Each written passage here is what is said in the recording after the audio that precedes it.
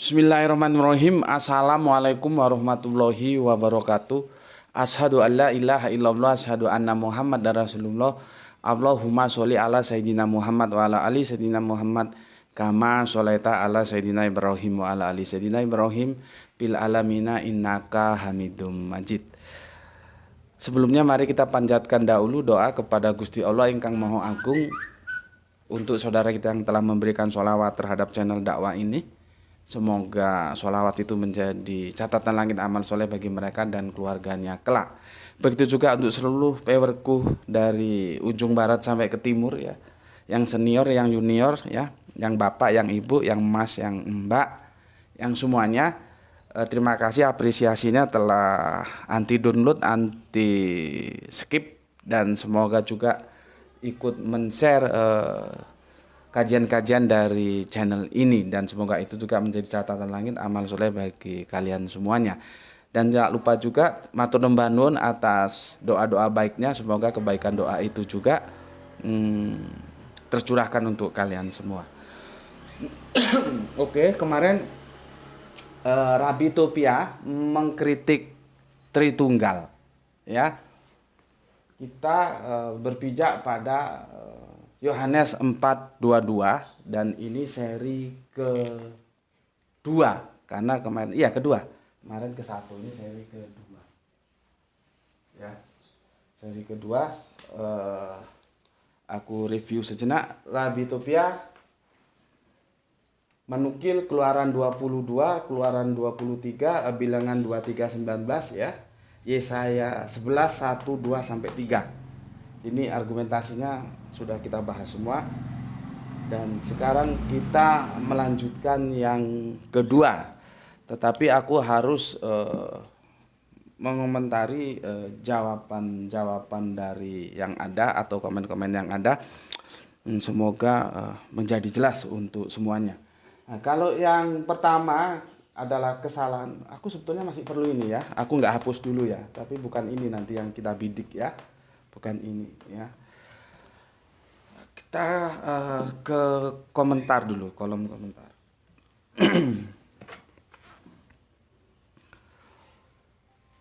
Bismillahirrahmanirrahim ya. Aku tidak bisa membacakan semuanya untuk kalian. Aku ambil yang perlu aku kasih komen yang urgent ya. Kalau yang lain-lainnya aku sudah baca ya. Tapi tidak bisa aku komen kasih tanggapan semuanya ya. Maka aku langsung ke untuk Mas AS halak kita doh. Halak kita doh. Mas AS, maaf Gus, saat nulis suaranya nggak kedengaran. Iya, masalahnya mic-nya di sini, jadi kalau ke sana nggak kedengaran ya. Oke, matur nuwun masukannya. Untuk Mbak AM yang ada di Bogor, begini Mbak ya, ini gini, komentarmu begini. Terima kasih responnya Gus. Maksud saya begini Gus, ketika zaman Rasulullah, kitab yang dipakai para ahlul kitab itu Torah asli Musa bukan, atau kitab original Injil Isa bukan. Jadi penyimpangan secara kitab Gus, bukan akidah. Dan mengapa sampai hari ini sembelihan mereka tetap halal untuk kita umat Islam. Itu aja maksudnya. Ini sudah direspon, ada 8 kali respon, nggak tahu siapa ya. Tapi aku akan memberikan respon tersendiri. Begini loh. Yang kamu tulis kemarin itu enggak seperti yang kamu tulis sekarang. Jadi inkonsisten. Kemarin itu kamu tidak membicarakan tentang kitabnya. Ya. Kafir itu bukan kitab. Kamu bilang kan ahli kitab kafir. Makanya aku bilang hati-hati. Ada yang kafir, ada yang juga menerima mukmin. Meskipun banyak yang kafir, kan ayatnya sudah kita diskusikan ya. Kok sekarang kamu bilang kitabnya, berarti kan inkonsisten. Tapi enggak apalah ya, kitabnya aku jawab. Kan begini. Kalau kamu tanya apakah kitab Taurat, kitab Injil ketika di zaman kenabian Kanjeng Nabi Muhammad itu masih original? Kalau kita berpijak di dalam Al-Qur'an, ya kan ada banyak ayat itu yang membenarkan kitab-kitab yang terdahulu itu jelas fungsinya. Membenarkan itu bisa membenarkan adanya, bisa meluruskan dari yang sudah bengkok menjadi lurus kembali. Itu tinggal bagaimana nanti memahaminya ya. Tetapi begini yang aku maksudkan, kita tidak punya data. Misalkan nanti ditanya tahun berapa mulai berubah, kan ya repot juga. Kita berbicara historis nggak gampang, ya. Tapi beginilah, yang penting itu begini. Religion, agama itu kan sudah menjadi aplikatif ya, aplikatif, sudah menjadi terapan dalam keseharian. Ya, jadi seandainya ya kitab-kitab Torah dan Injil di masa kenabian Kanjeng Nabi Muhammad itu sudah tidak original lagi, ya. Karena nanti kita bicara Torah, nanti kita bicara anu lagi nanti. Ada yang namanya Talmud. Itu lain lagi ya. Itu lain lagi. Jadi itu merupakan pemahaman para rabi disimpulkan dalam Talmud gitu ya. Jadi begini, kalaupun kitab-kitabnya itu sudah tidak ori gitulah ya, katakanlah gitu, tidak ori. Tapi kan keyahudian dan kenasaranian itu sudah menjadi aplikatif kehidupannya. Gitu loh. Makanya itu masih ada orang-orang yang seperti Paman Naufal bin Waroko. Begitu. Ya. Jadi kalaupun ya, karena kamu banyak apakah masih asli, tentunya aku tidak gampang untuk menjawabnya karena nanti bicara sejarah itu bicara faktor waktu, tempusnya kapan. Coba sekarang kamu tanya kepada ahli Alkitab, profesor tetek bengek lah. Kamu tanya sejak tahun mana berubahnya itu Alkitab? Kan tidak ada yang bisa jawab karena itu terjadi proses budaya, gitu ya. Tapi walaupun demikian, kalaupun Alkitabnya itu sudah berubah, agamanya kan sudah menjadi terapan, gitu loh. Ya, kita bisa lihat Naufal bin Waroko, ya, justru dia memberikan recommended dan seandainya aku masih muda gitu, aku akan dukung.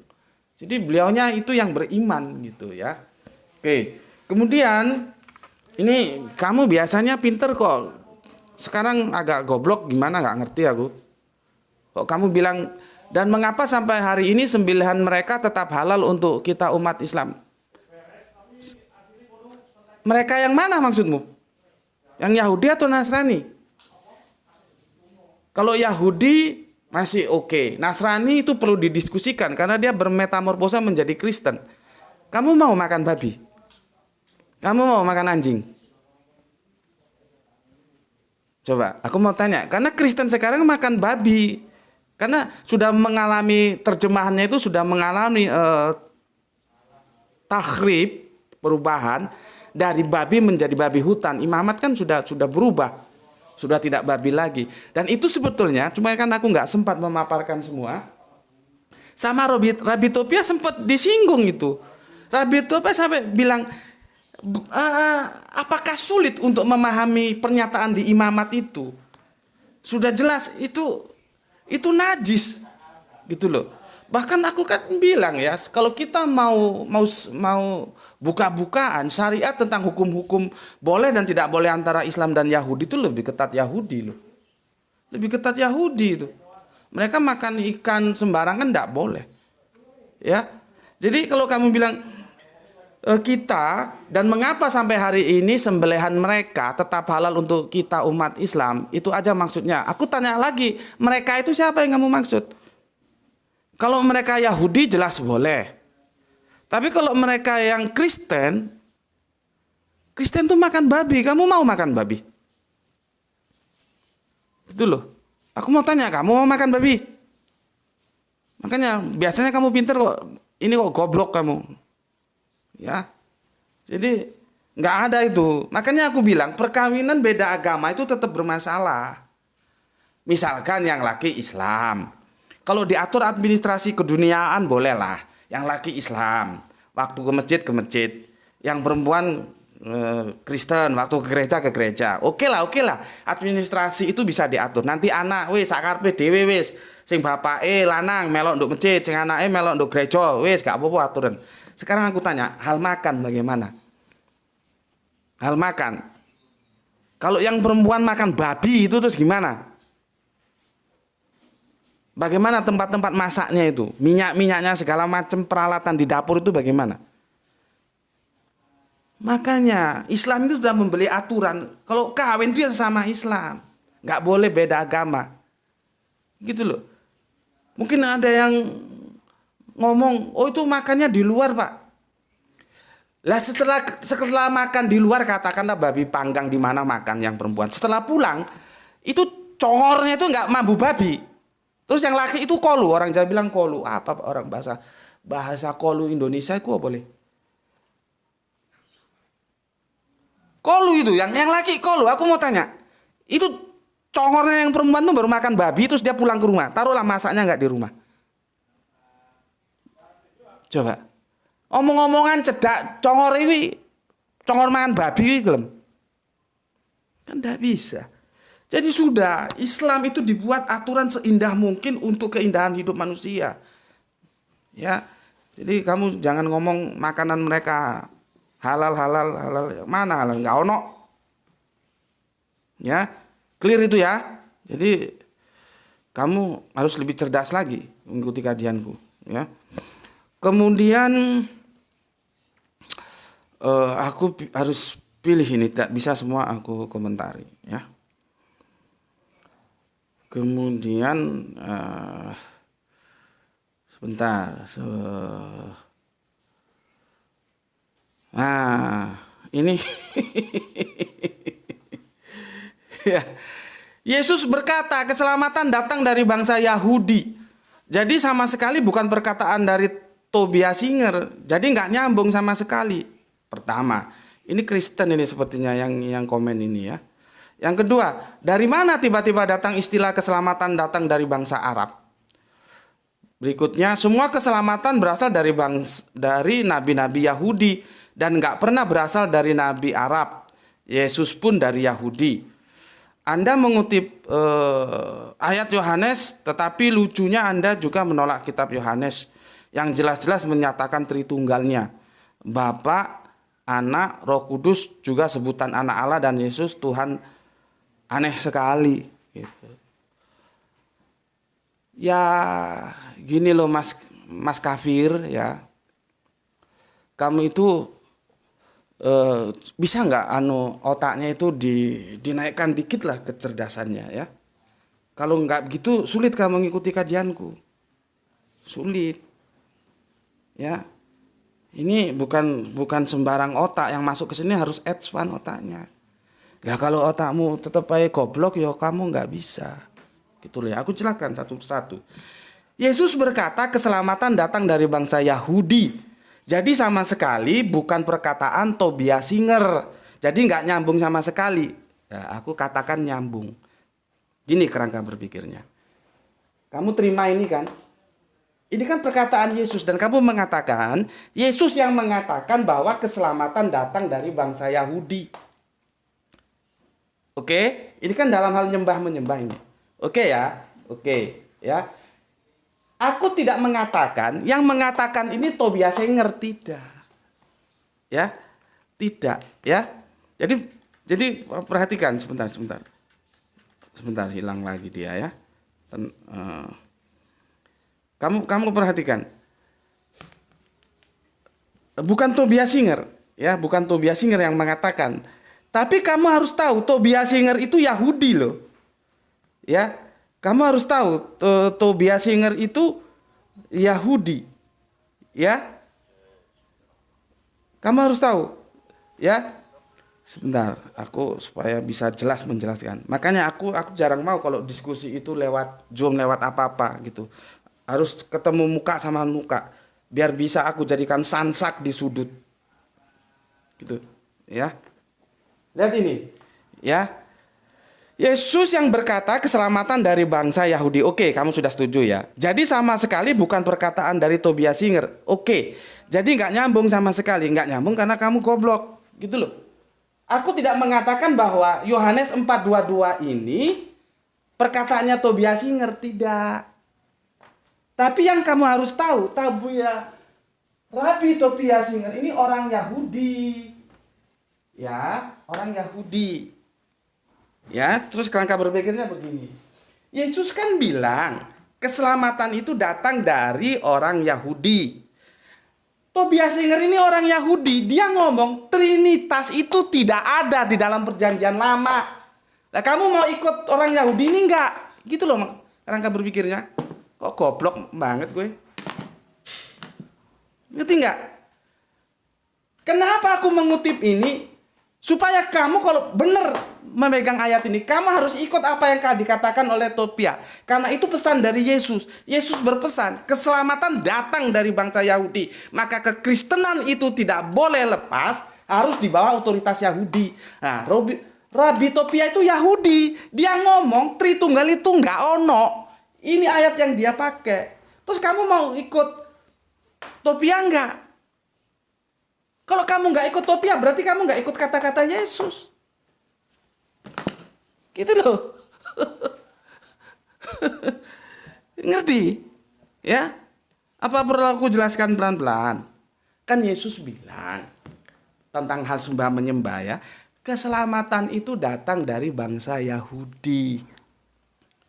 Nah, sementara ini ada bangsa Yahudi ngomong, Tritunggal itu tidak alkitabiah. Ini ayatnya. Ini kan Yahudi nih. Lah kamu ikuti nggak ini? Kalau kamu nggak ikuti ini, berarti kamu menolak pesan Yesus. Gitu loh. Itu perlunya kenapa ini harus aku hadirkan. Karena aku mau kunci di sini. Kok dibilang nggak nyambung? Gimana? Oke. Dari mana tiba-tiba datang istilah keselamatan datang dari bangsa Arab? Ya kamu goblok jaga. Ya, kamu belajar tempus. Kalau kita berbicara hukum, ada locus delicti, ada tempus delicti, ya, ada lagi nanti corpus delicti. Kita lihat tempusnya. Tempusnya masih jauh, bos. Era ini itu, era dari Moses ke Kanjeng Nabi Isa itu 750 tahun. Ya. Kanjeng Nabi Isa ke Kanjeng Nabi Muhammad itu 500-600 tahunan. Bagaimana mau dibilang bangsa Arab? Bangsa Arab belum, eranya belum.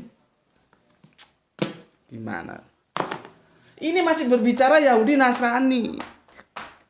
Bagaimana mau aku bilang bahwa keselamatan datang dari bangsa Arab?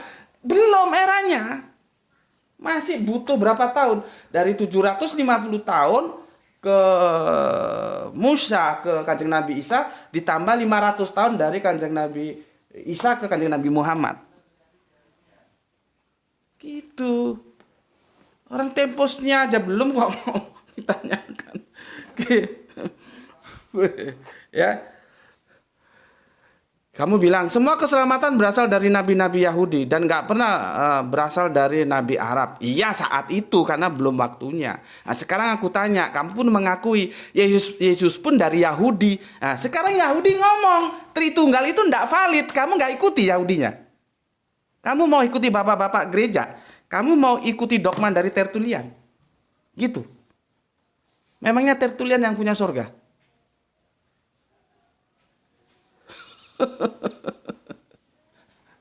Iya, kamu kira Tertulian. Tertulian, aku kan sudah bilang, ya, lihat di videoku. Tritunggal itu hidup di dogma tapi dia mati di logika. Aku kan tetap memberi penghormatan. Kalau mau dipegang, ya silahkan. Dan kita hormati, tapi itu hanya bisa hidup di dalam dogma.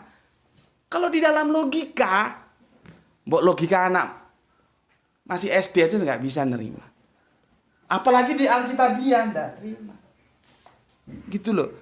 Makanya seperti yang dikatakan kemarin bahwa apa yang dikatakan Rabi Tobia, kekristenan itu tergantung kepada Yahudi dan kuncinya ada pada mereka. Karena kalian memakai kitab mereka. Kecuali perjanjian lama itu kalian buang, kalian hanya cukup memakai perjanjian baru, selesai sudah. Kan begitu. Ya. Oke. Itu yang bisa aku sampaikan ya. Jadi bilang-bilang lucu, yang lucu itu dapurmu gue lucu, ya. Kamu nggak ngerti duduk ceritanya, ya. Sekarang pilihan kamu mengikuti Yahudi enggak? Karena Yesus pun Yahudi. Aku berkali-kali bilang bahwa kekristenan pertama itu ya Yahudi. Nasrani perdana itu Yahudi. Ya. Terus kamu bilang Anda mengutip Yohanes, tetapi lucunya Anda juga menolak kitab Yohanes yang jelas-jelas menyatakan Tritunggalnya. Bapa, Anak, dan Roh Kudus juga sebutan Anak Allah dan Yesus Tuhan. Aneh sekali. Kamu siapa yang ngasih tahu kalau Yohanes pernah mengatakan bahwa Allah itu Tritunggal? Siapa? Siapa guru Alkitabmu? Siapa guru ngaji sekolah minggumu? Siapa? Ketemukan aku. Kalau dapurmu aja nggak level ketemu aku. Ya. Kamu aku kasih 1 miliar. Kalau bisa menunjukkan 1 ayat saja di mana Yohanes itu mengatakan Tritunggal. Yohanes berapa? Ayo. Yohanes berapa? Dia mengatakan bahwa Allah itu Tritunggal. Kamu jangan mencatut nama Yohanes tapi menodai kesucian nama Yohanes. Ya. Coba. Di Yohanes berapa? Berapa nomor rekeningmu? Tunjukkan aku. Ya. Tunjukkan. Di mana Yohanes mengatakan Allah itu Tritunggal?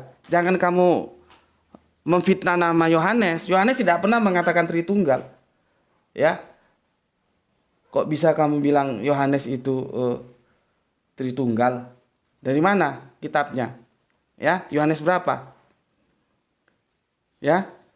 Coba kamu buka Yohanes pasal 17, ayatnya ketiga. Ada Alkitabmu situ, ya. Yohanes 17 pasal ketiga, ya. Yohanes 17. Tapi repot. Kalau kamu nggak bisa membedakan mana utusan, mana yang mengutus, itu repot, ya. Ini ya. Ini ya Yohanes 17:3 ini ya. Ini ya.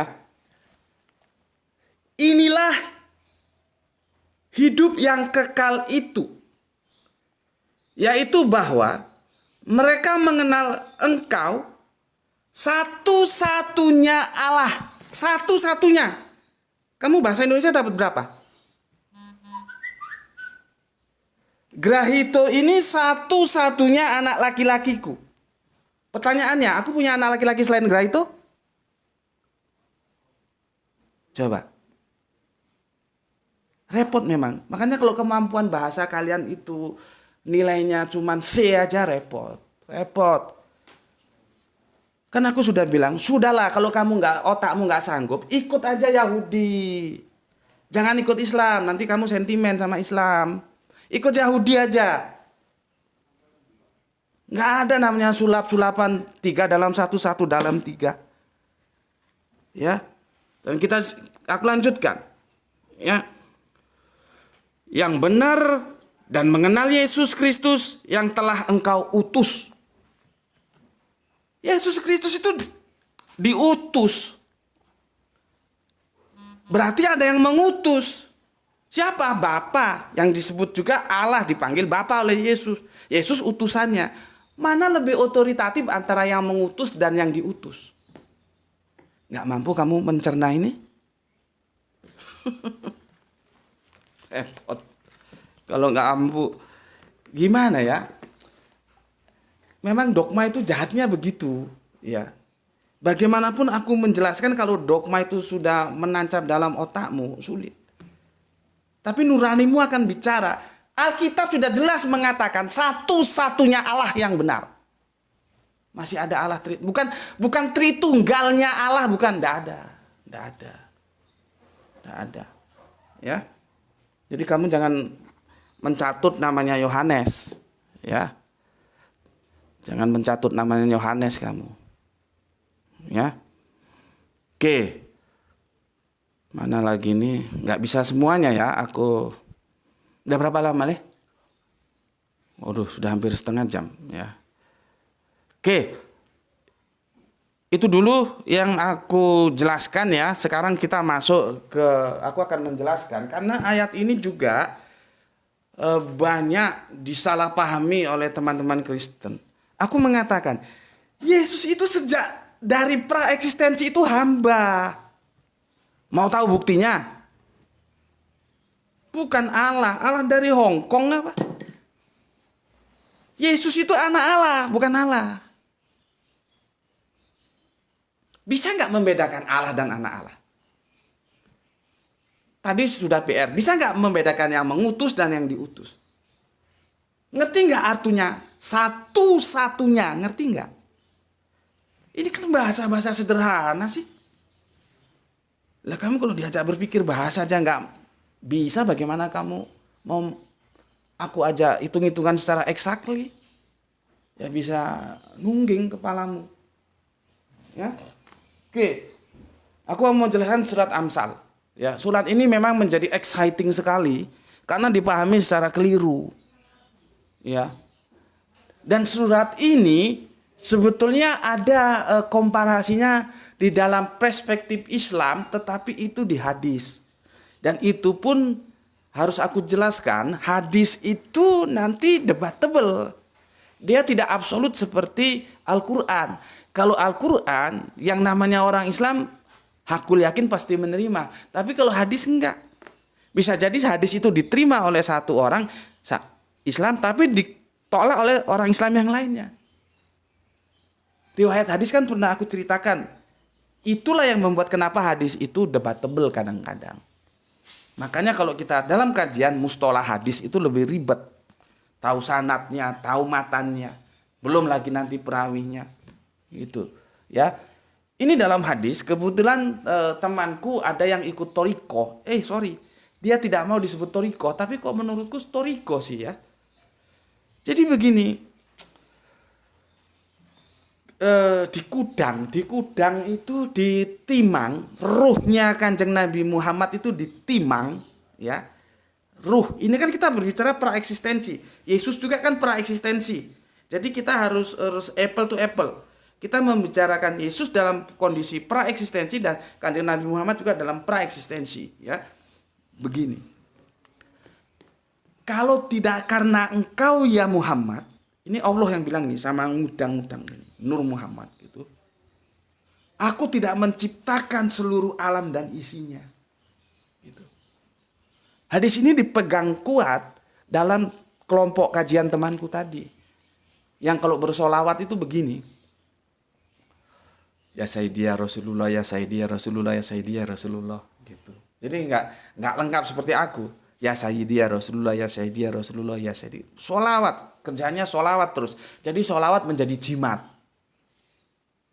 Tidak menjadi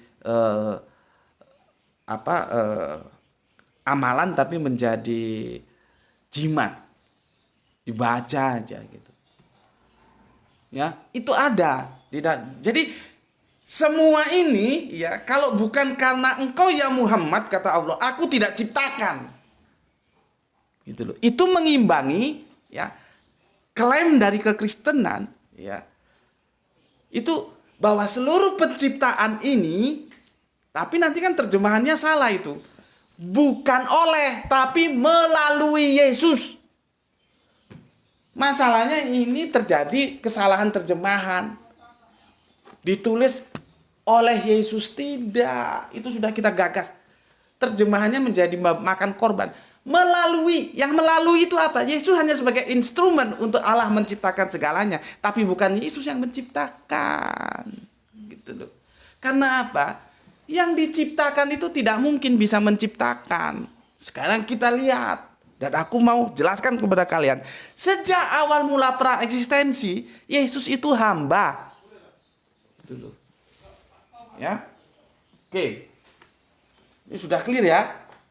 Jadi Yesus memberikan pesan keselamatan datang dari bangsa Yahudi. Maka lu itu harus dengar omongannya Yahudi. Ini Rabi Topia ini Yahudi. Dia bilang kagak ada namanya Tritunggal itu. Ya. Oke.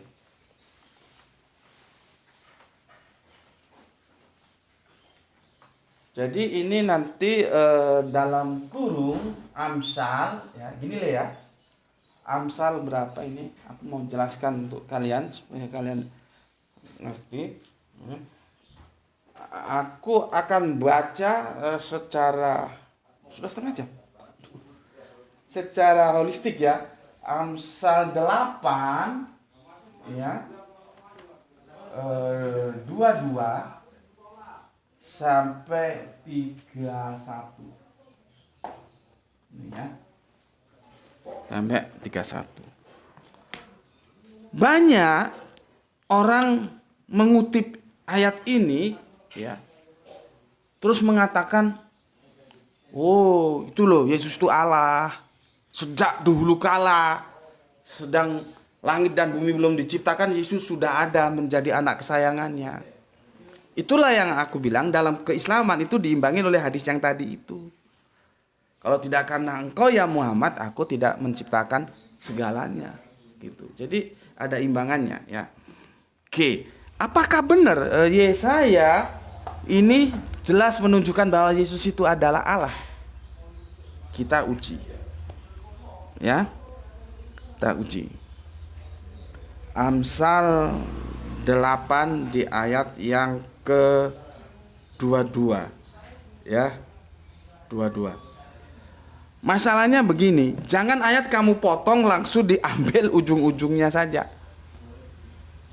Ya jadinya berantakan. Harus holistik dibaca. Maka kita ambil dua-dua. Ya. Apa katanya? Tuhan telah menciptakan aku. Kalau kita baca terjemahan dari LAI di Perjanjian Lama ini, karena kita repot, nanti ada Tuhan gede semua, ada Tuhan TUHA-nya kecil semua, itu aduh repot, beda-beda. Nah, ini Tuhan gede semua, itu biasanya menunjukkan Yahweh atau Allah. Jadi Allah telah menciptakan aku. Siapa aku? Yesus. Diciptakan kan? Nih lihat nih. Nih kalau kamu punya Injil elektronik ini seperti ini. Nih. Ya. Oke ya. Lihat itu ada tanda bintang itu ya. Nanti tanda bintangnya aku klik ya. Ini dibantu supaya kita pintar gitu. Aku klik ini ya. Lihat ini aku klik. Aku nggak mengada-ngada, nggak ngerubah. Di sini ditulis Tuhan telah menciptakan aku. Itu yang aku bilang. Sejak dari sononya Yesus itu hamba. Karena tidak ada yang namanya bukan hamba. Kalau dia sudah diciptakan itu berarti hamba. Yesus itu diciptakan. Nih ayatnya. Ya, oke. Silang lihat ada tanda bintang di bawah. Aku klik ini ya. Lihat ini aku klik. Dia akan merujuk kemana? Nih dia. Merujuk kepada kitab Wahyu. Ya. Oke, aku baca apa kata kitab Wahyu.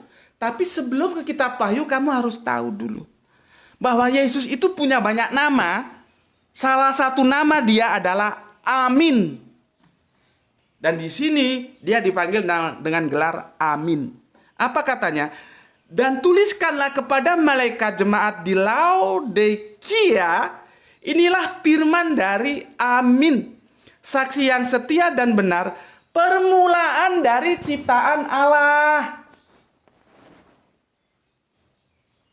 Permulaan. Jadi ketika semua belum diciptakan, Yesus sudah diciptakan. Lu otak lu ngerti nggak? Aku jelasno seperti ini. Kalian paham nggak?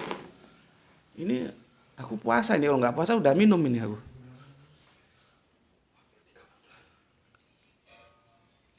Ngerti? Ya.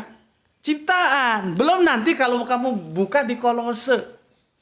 Jadi Yesus itu ciptaan. Dan ini praeksistensinya dari sononya. Itu Yesus itu hamba, aku bilang. Karena dia diciptakan. Kamu bilang Allah. Allah dari Hong Kong apa? Oke. Aku tuntaskan dulu. Ya. Aku awali dari dua-dua supaya tuntas. Ya, Amsal 8:22. Nanti itu referensinya ada di Yesaya 44:24, ada di Ayub 40:14. Banyak referensinya. Kalau di Perjanjian Lama nanti cari ke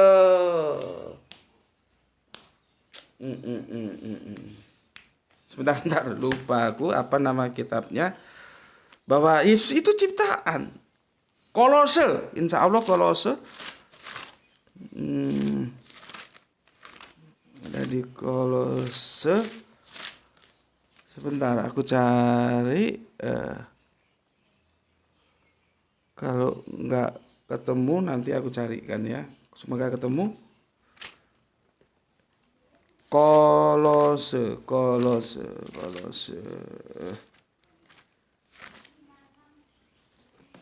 Nih, Kolose. Keutamaan Kristus. Ya. Apa aku baca supaya kamu tahu. Ia adalah gambar Allah. Nah, ini juga. Goblok. Aku nek duwe mahasiswa goblok tak keplak ndase. Ini tuh spidol. Ya. Ini spidol. Saya nggak ada gambar sini, Le. Ada gambar spidol, Le? Nggak ada. Itu handphone. Enggak. Ya, handphone itu ada iklan handphone situ. Ini gambar handphone, ngerti? Ini saking otakmu goblok sajane aku yo sungkan jelasno ngene. Ini gambar handphone. Ya. Jelas ini gambar handphone ini. Ini handphone. Beda nggak antara gambar handphone dan handphone? Ini dulu. Udah berapa kata tadi antara utusan dan mengutus, bisa nggak membedakan? Antara Allah dan anak Allah bisa nggak bedakan? Arti satu-satunya itu apa? Ngerti nggak kamu? Sekarang bedakan antara handphone, ini gambar handphone, ini handphone. Bisa bedakan kan? Gambar handphone bukan handphone kan? Oke. Kolose mengatakan bahwa Yesus itu gambar Allah. Dia Allah bukan? Ini pertanggungan jawabku loh ya. Aku harus menjelaskan Yesus sesuai dengan Alkitab. Itu pertanggungan jawabku. Alkitab bilang Yesus itu gambar Allah. Kalian bisa nggak membedakan antara gambar Allah dan Allah? Alkitab tidak pernah mengatakan Yesus itu Allah. Ya. Sebentar. Ngerti nggak kamu sampai di sini? Ya. Sebentar. Aku bacakan dulu Kolose ya. Bisa Le? Terus keluar dia ke sini. Ya. Sini. Bentar. Tenang, yang penting tenang. Otakmu dibuka supaya ngerti. Ya. Aku bacakan. Keutamaan Kristus perikopnya. Ia adalah gambar Allah. Tadi sudah aku latih bagaimana membedakan gambar handphone dan handphone. Ini gambar Allah. Jadi Yesus itu gambar Allah. Yes, I agree. I know. I believe it. But Yesus not Allah. You know? Masa bahasa gini aja nggak bisa membedakan kamu? Jadi Yesus itu gambar Allah. Nggak pernah Alkitab bilang Yesus itu Allah. Ya. Yang tidak kelihatan, yang sulung, lebih utama dari segala yang diciptakan.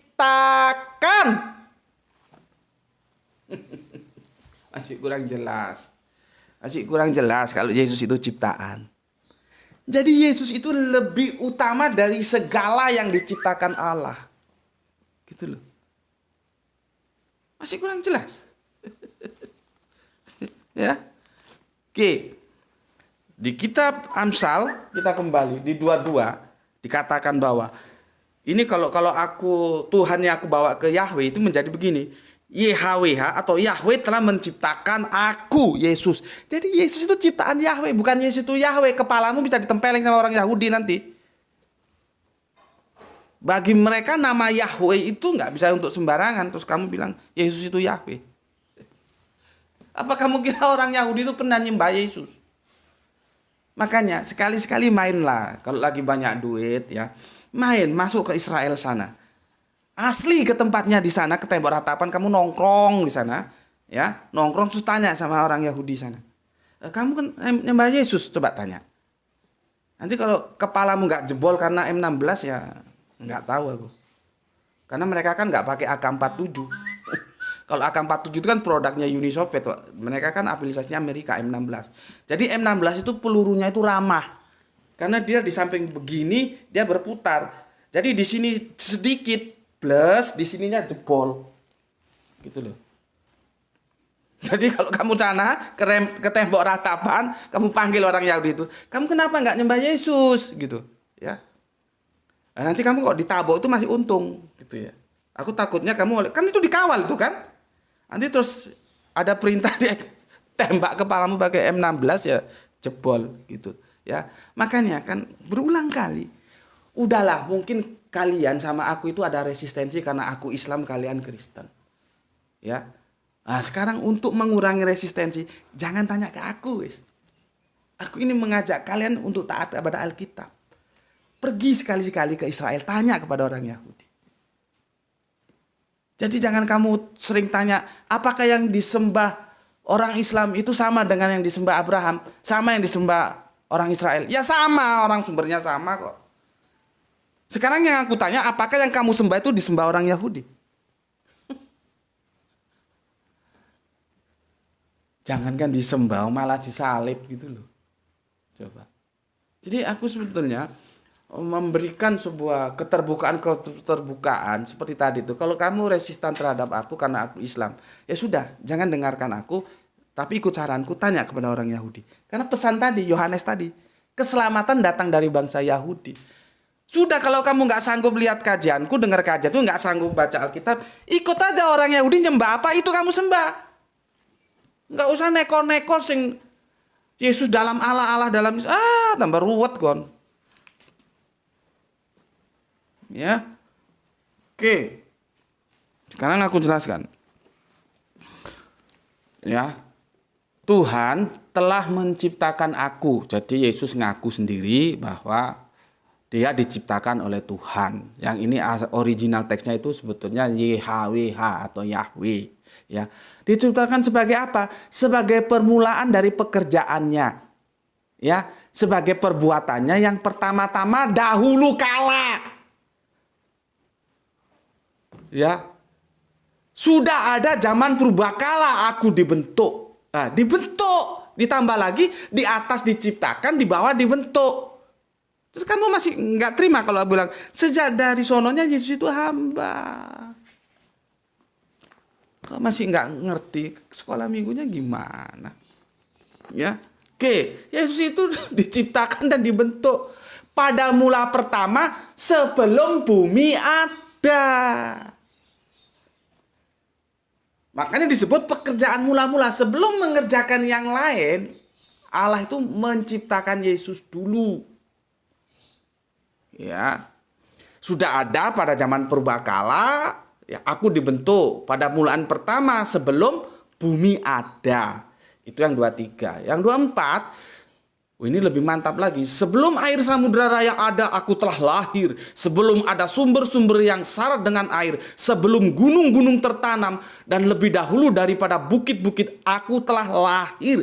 Sebelum ia membuat bumi dengan padang-padangnya. Atau debu dataran yang pertama ketika ia mempersiapkan langit. Aku di sana. Yang paling mantap itu aku telah lahir. Yang dilahirkan itu Allah atau hamba? Wis ngono ae. Masa Allah dilahirkan? Ya, Yesus itu dilahirkan, ya. Oke, aku ulangi. Yang ke-27. Ketika ia mempersiapkan kaki langit, aku ada di sana, ya. Ketika ia menggaris kaki langit pada permukaan air samudera raya. Ketika ia menetapkan awan-awan di atas. Dan mata air samudera raya meluap dengan deras. Ketika ia menentukan batas kepada laut supaya air jangan melanggar titahnya. Dan ketika ia menetapkan dasar-dasar bumi. Aku ada sertanya sebagai anak kesayangan. Sebagai anak. Gak pernah Yesus sebagai bapak. Dimanapun tahu otoritas bapak lebih tinggi daripada otoritas anak. Dimanapun orang lebih tahu bahwa Bapa dulu ada sebelum anak. Jadi dilihat dari ini aja, Yesus pernah tidak ada.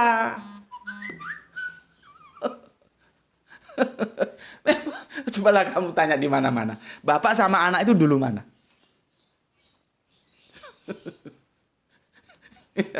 Yesus itu anak kesayangan. Anaknya siapa? Anaknya Bapak. Ya berarti Bapak lebih dulu. Nanti kamu jawab, oh Yesus itu Alfa Omega. Sudah aku jelaskan apa itu Alfa Omega yang disandang Yesus. Videonya sudah tersedia. Tinggal lu mau belajar atau enggak. Supaya lu selamat. Jangan masuk nanti belerang yang dibakar. Ya. Oke. Setiap hari aku menjadi kesenangannya dan senantiasa bermain-main di hadapannya. Ini bahasa sastra loh ya. Jangan lu kira terus nanti Yesus main neker, main bola kasti kok zaman kecilku dulu. Ya enggak gitulah ya. Ini bahasa sastra ya. Aku bermain-main di atas muka buminya ya, dan anak-anak manusia menjadi kesenanganku. Tuh. Ya. Jadi ada anak manusia, ada anak Allah. Nanti kamu nggak tahu, orang Yahudi juga itu menyebut mereka anak Allah. Tapi bukan berarti Allah punya anak. Anak sekolahan. Kamu anak sekolah SMA mana? Nah, Graito ini anak SMA 2. Jangan kamu kira SMA 2 punya anak namanya Graito. Repot lagi. Aku kira gitulah ya. Ini aku punya tamu terhormat ini ya. Beliaunya saudaraku, sahabatku, teman diskusiku, guruku, multi komplek ya, multi komplek ya. Beliau ya yang sering aku bilang beliau menguasai Aroban dan Arobian ya. Jadi karena bahasa itu rasa. Kalau dia sudah tahu seperti gini ya, ada lagu itu lagu Jawa yang bawakan orang bukan Jawa. Itu aku ngerti. Meskipun karena nanti makhraj atau spellingnya itu nampak. Gitu. Oh ini bukan orang Jawa ini gitu. Tapi dia bisa ngomong Jawa. Nah, untuk bisa ke situ kita harus masuk dulu ke bahasa itu, hidup dalam budaya bahasa itu gitu loh ya. Nah, ini beliaunya ini pakarnya ya. Makanya aku cukupkan sini dulu dan sudah cukup lah ya tentang Amsal. Besok aku nggak janji, tapi kalau memang dimungkinkan kita akan bahas diksi kita. Ditambah aja sedikit. Biasanya bahkan mereka mulanya firman itu ditambahkan sedikit. Oh, yang mulanya firman. Ini Cak Ahmad bilang yang mulanya firman yang jatuh ke Yohanes 1 pasal 1 ya. Yang mulanya firman, aku sih gampang saja. Kalau mulanya itu firman, lah sebelum firman dia apa? Nanti firman mengeluarkan firman. Karena tadi di Wahyu kan firman dari Amin. Amin itu Yesus. Dan Yesus kamu bilang juga firman. Kan jadi kacau. Makanya ya kitab Yohanes 1 pasal 1 itu nanti lihat di debatku itu sudah aku jelaskan. Itu bahasa sastra.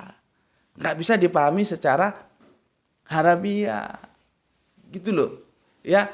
Makanya kalau kita baca ya Injil yang ditulis oleh Matius, Markus, Lukas itu kering. Kita baca sekilas itu langsung ngerti. Tapi ketika kita membaca Injilnya karangan Yohanes, oh jangan macam-macam. Dia punya bahasa sastra tingkat tinggi, beda. Bagaimana kok dia bisa bilang aku dan Bapa adalah satu? Nah, itu kalau nggak canggih-canggih bahasanya bisa bingung 7 keliling gitu. Oke lah ya sampai di sini dulu. Besok aku nggak janji. Kalau memang dimungkinkan atau kalau memang diperlukan tulis di kolom komentar. Perlu nggak aku jelaskan diksi kita? Kalau perlu besok aku jelaskan. Karena di kitab kitab Kejadian, marilah kita ya. Itu begini, berfirmanlah Allah. Nih ya. Nih di perjanjian ya. Perjanjian lama di awal-awal ini ya. Dia bilang begini, berfirman Allah, baiklah kita menjadikan manusia menurut gambar dan rupa kita, supaya mereka berkuasa atas ikan-ikan di laut dan burung-burung di udara, Dan kemudian. Tapi intinya Allah mengatakan baiklah kita. Nah, ini ada yang bilang terus, itu Tritunggal itu, kita itu jamak, itu Bapa, Putra, Roh Kudus. Yo gondolmu. Coba kamu tanya sama orang Yahudi sana, apakah kita itu dipahami begitu? Karena nggak bisa lepas dari Yahudi. Tapi terserah kalian, kalau memang perlu kita kaji, ya tulis di kolom komentar. Sementara itu dulu ya, dan sudah cukup lah ya, sudah cukup jelas. Sekali lagi pejabat, aku ini pejabat ya, peranakan Jawa Batak. Jadi secara genetika Jawa tapi kulturnya Batak. Batak kalau ngomong ya begini ini, tapi insya Allah hatinya baik. Ya itu hanya tidak lebih dari sebuah karakter. Justru kalau nggak gitu nggak gus beti gitu loh ya. Jadi begitu dulu, tulis nanti apakah kita perlu bahas kita ya atau bahas apa, silakan tulis. Itu dari aku ya. Sebentar aku mau review dulu, ada lagi belum yang aku jelaskan ya. Sepertinya sudah lah ya, sudah ya, dan semoga dapat memberikan pencerahan untuk kalian paham semuanya. Selamat berpuasa dan semoga puasanya sukses ya, dicatat Allah menjadi catatan langit ya. Jadi amal soleh untuk kita semua dan mendapatkan rezeki yang barokah dan kesehatan yang prima sehingga kita bisa melanjutkan kajian-kajian kita seperti waktu-waktu yang lalu. Inilah pertanggungjawabku yang harus aku berikan kepada kalian semua ya, sebagai pertanggungjawab intelektual.